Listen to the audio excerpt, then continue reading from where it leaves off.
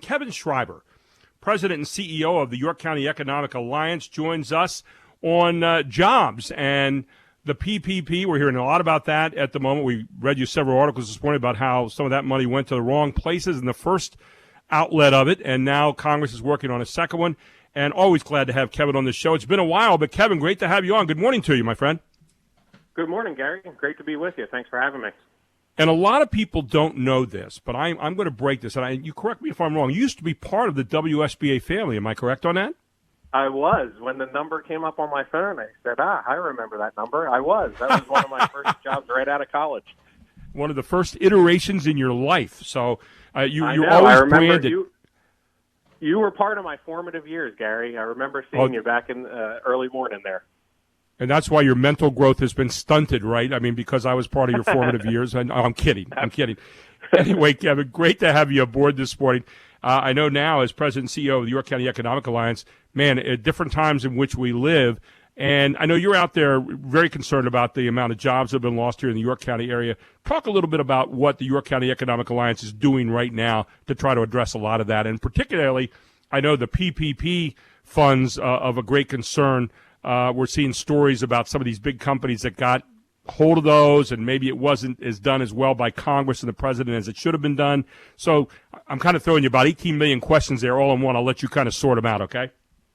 Sure, yeah, absolutely. And thanks again, Gary. I mean, first and foremost, it's hard to believe that here we are on April 21st. And if you had had me on the show 6-8 weeks ago, I would have been on talking about 3% unemployment and the difficult nature of getting employees. And here we are now probably approaching 20 to 30% unemployment, truly in unprecedented times with absolutely no a playbook for this. But to your point, I mean, obviously, we are in week 6 of this. It's hard to believe it was on March 15th, actually, that we launched preparedyork.com.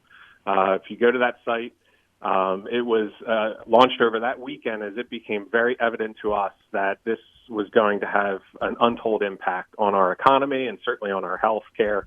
So we had launched that resource, the Economic Alliance, pretty immediately, and that was in hopes to be some sort of a commonplace, a clearinghouse for information, particularly through the lens of those who had been economically impacted. So we know that there's other websites to go to for the healthcare stats and the healthcare information. This was really a resource to try to remove the anxiety from individuals having to go find it themselves. So if you are economically impacted, go to preparedyork.com. Same is true today. Go to preparedyork.com. That's where we are compiling and aggregating resources, distilling all of the information that's coming at us daily, and providing updates. And it was through that site that we partnered with our regional partners around the region, other counties, to create Prepared Central PA. But it was through that site that we've really continued to compile information as the first wave of resources to help individuals came out. That was the Commonwealth's working capital loan. Right. That program ran through that site. Gary, we had 145 applicants in York County in the span of probably 4 or 5 days, 53 of which applications were submitted to the state. We had over $12 million in applied for funds from York County for a pool of about $60 million statewide. So you can see the need far surpasses the allocated resources.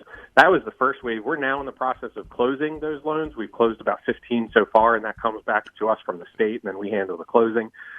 So that's starting to move. That's actually a positive sign. Obviously, it's in week 6. We all wish much of this would move quicker. Then, of course, you mentioned the PPP program.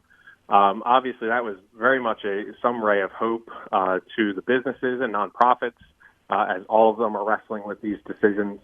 And you're right. There's about $350 billion allocated in the span of, it was 10 days, I think. SBA really outdid themselves. Last year, I think, and I'm sure you've reported on these numbers, last year nationally, the SBA had something to the effect of 58,000 loans for about $28 billion. They approved about 232 applications a day. In a 10-day span between April 3rd and April 13th, they had over 1 million loans. They approved 103,000 per day. And they're now in the process of working through those applications. There's been about $1.6 billion worth of applications of that 350 approved. That was as of yesterday. they still, obviously, they have about $350 billion in applications. In Pennsylvania, there's been just shy of 70,000 applications in Pennsylvania for about $15.6 billion. 36,000 of those have been approved thus far for about $10 billion. So Pennsylvania's not doing too bad in terms of getting those applications approved and turned around. But obviously, it was a 10-day span, and those resources were capped out pretty quick. And obviously, as recent as this weekend, and I'm sure you've been reporting on it yesterday and even this morning, sounds like there's a deal on the horizon in Congress to recapitalize that fund. And I got to say, we're on the front lines. We're hearing it every day from businesses, from employees, from nonprofits. The need is great, and this really is challenging times. It's crazy. It's heart-wrenching stories that we're hearing. I guess I want to ask you about the idea that, we've got some of these bigger companies that kind of got in there and got some of the money out. Now, some of them, like Shake Shack, are giving their $10 million back. And a lot of people are saying, geez, did Congress, not that any governmental body could ever screw up. I know you've been part of that too. But and I say that tongue and firmly implanted in cheek. But the point is, they put this together, but they put exceptions and exemptions in there. And that always allows companies. And listen, nobody is more empathetic to all companies in this country, not just small but large as well, because they're hurting too. But we think of them being a little bit more capitalized than we do with some of the small companies who have, less funds to go to. And so the idea of trying to help small business, there were a lot of small businesses that were kind of left out there, at least on the PPP stuff. Your thoughts about that? And can you stick with us for one more segment after this then, by the way? Yeah, sure thing. Yep, absolutely. Great, Kevin. Yeah. And, your thoughts about that? You're not far off. I think the original inception of PPP was